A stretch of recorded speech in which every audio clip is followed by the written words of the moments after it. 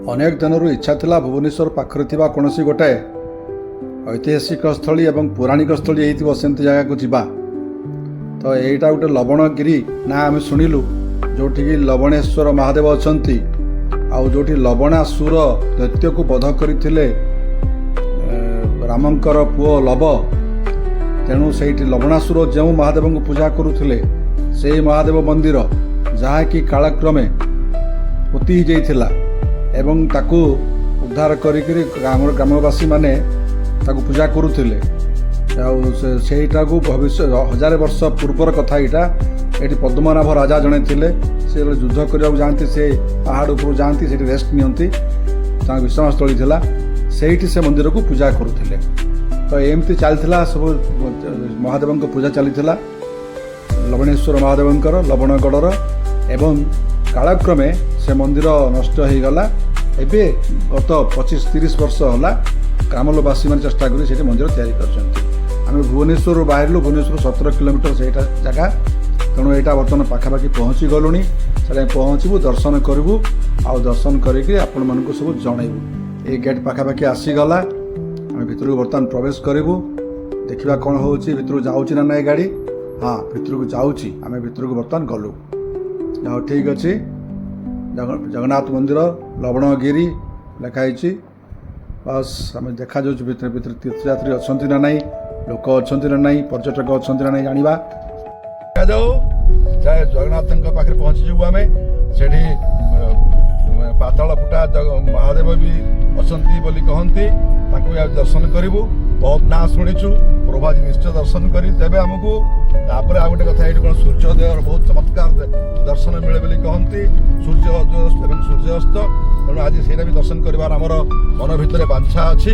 बहुत बढ़िया सुंदर मंदिर तो आफ्टरनून हो गला 3:40 हो गला। तेणुक सूर्यास्त देखिए अरे एत कार आसी अच्छी तार अर्थ है ये बहुत टूरिस्ट आसुँच ठीक अच्छे आम आज दर्शन करवा निजक धन्यवाद।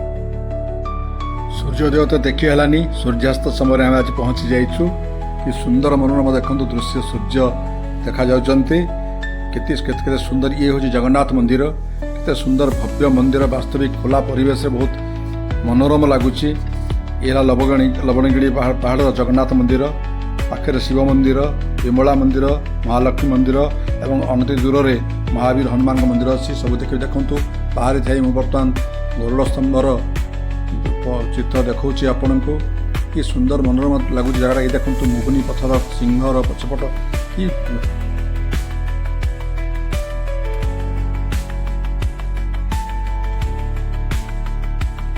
15-20 किलोमीटर भितर लवणगिरी पहाड़ उपर एक सुंदर भव्य मंदिर श्री जगन्नाथंकर अच्छी एवं ये ओरिजिनल मंदिर होचंती पातलफुट श्री महादेव मंदिर। महादेव मंदिर आम दर्शन कलु बहुत सुंदर लगिला। तापर आम दर्शन कलु यहाँ हूँ जगन्नाथ मंदिर 54 फुट उच्चा मंदिर। यार इतिहास है राजा पद्मनाभ थे 1000 वर्ष आ पूर्वर कथा। ये पहाड़ी जो मैंने युद्ध करुले पहाड़ी एरिया था ये से शिवलिंग से पूजा करुले शिव पूजा करुले। कालक्रमे तले जवान मानकर आक्रमण है से शिवलिंग को माटी तले पोती दिया साधारणतः है प्रत्नतत्व विभाग ताको उद्धार कले। उद्धार कलापर से शिवलिंग बाहर की आगे प्रतिष्ठा करागला। ये देखो मुझे बर्तमान अच्छी माँ विमला मंदिर में सूर्य देखो सूर्यास्त के सुंदर लगुच। 500 फुट उच्चा पहाड़ यहाँ नॉर्मल पार्टी पर्यटक बहुत सुंदर दर्शन कर लॉन तैयारी बहुत सुंदर भल लगुच। मात्र 30 वर्ष है 23 वर्ष है मंदिर सब तैयारी लोकल लोक सब तैयारी कर बहुत बढ़िया लगुच भल लगुच। आसतु समस्ते ये दर्शन कर बहुत भल लगे एंजॉय करेंगे। आम एंजॉय करुँ आपण मानक जनईदेली you also enjoy beautiful sight वाह भल लगुच।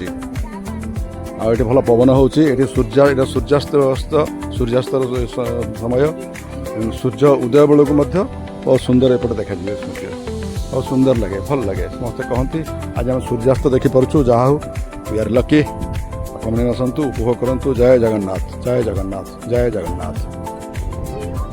ये हूँ शिव मंदिर महादेव मंदिर पातालपुर महादेव मंदिर ये जो जगन्नाथ मंदिर माता विमला ठाकुराणी का मंदिर सूर्य देवता अस्तमित सूर्य देवता ये होचंदी माँ महालक्ष्मी का मंदिर एवं एपटे हनुमान का मंदिर बाहर पक्षीराज शोभा पाँच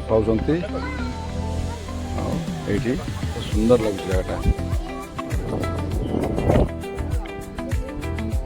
नमो पार्वती पति हर हर महादेव नाथ स्वामी नयन पथगामी भवतु मे हे नीलचक्र हे पतित पावन बाना नमो नारायण जय जगन्नाथ। माता महालक्ष्मी अन्नपूर्णा कमला विष्णुप्रिया माता नमो नमस्ते। लवणगिरी जगन्नाथ मंदिर यार यह बहुत ऐतिहासिक केवल नुहे यह पौराणिक मध्य। आपण मैंने समस्ते शुणी लवणासुर दैत्य से एठी महादेव को लिंग रूप में पूजा करुला। कालक्रमे लवणादित्य को श्री रामचंद्रन पुओ अयोध्यापति रामचंद्रन पुओ लव ताकू मारी किंतु से दिन ठारू एठू साधारण लोक पूजा करुले। प्राचीन काल रे 1000 वर्ष पूर्वर कथा पद्मनाभ बोले जन राजा थे विषय कथित अच्छी से लोक मन रखी पुराणा कथा मन रखी ना से ये आसिक विश्राम करुले। पहाड़ उपर अच्छे ये विश्राम करुले शुद्ध करुले से शिव को पूजा करते किंतु कालक्रमे कौन है कौन कारण जवन आक्रमण समय माटी तले पति दिया प्रत्नतत्व विभाग कौन कला खोलिक बाहर कर सारा पुणी आउे पुनः प्रतिष्ठित गले शिवलिंग प्रतिष्ठा है पाखे जो जगन्नाथ मंदिर पूजा पाते अलग हिसाब पूजा कराला। ये विमला ठाकुराणी महालक्ष्मी ठाकुराणी और एपटे प्रतिष्ठा प्रतिष्ठा कराला।